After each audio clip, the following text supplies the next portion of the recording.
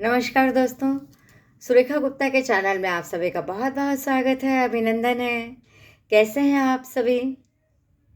आज मैं फिर आपके सामने उपस्थित हूँ अपनी एक लघु कथा लेकर, जिसका शीर्षक है बेटा या दामाद।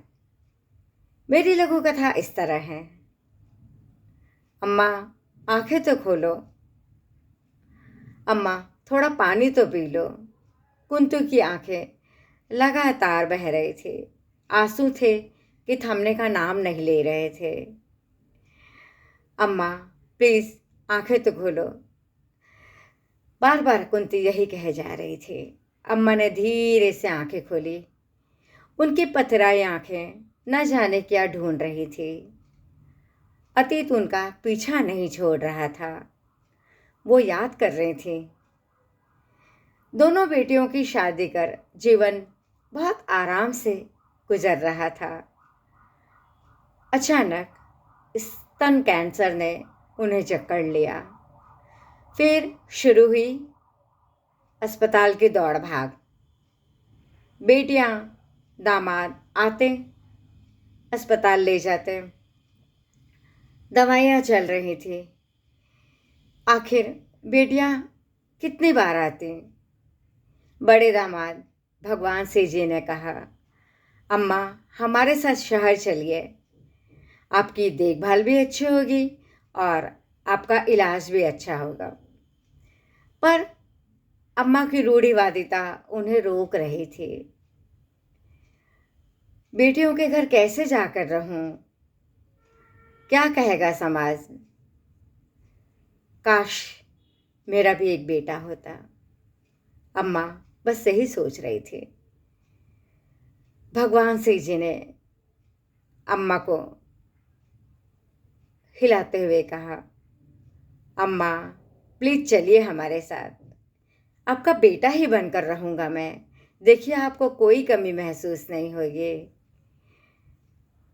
अम्मा 30 साल पहले जो बेटी दामाद के घर आई तो बस यहीं की होकर रह गई थी। अंतिम समय में बेटी के गोद में लेटी अम्मा संसार का मोह छोड़ नहीं पा रही थी।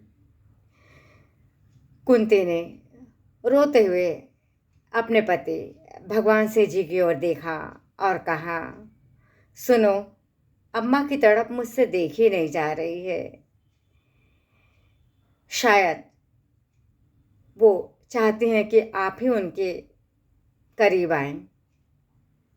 देखिए, प्लीज उनका सिर अपने गोद में रख लीजिए ना। सुनते ही भगवान दास जी सामने आए, उनका सिर अपने गोद में लिया। अम्मा की आंखें सुकून से भर गई। हल्के से मुस्कुराई अम्मा। भगवान दास जी ने उन्हें गंगा जल पिलाया और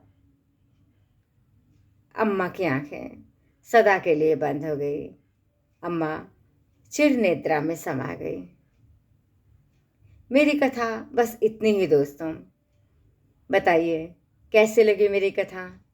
यदि पसंद आए तो लाइक कमेंट कीजिएगा, मेरे चैनल को सब्सक्राइब कीजिएगा और मुझे प्रोत्साहित कीजिएगा।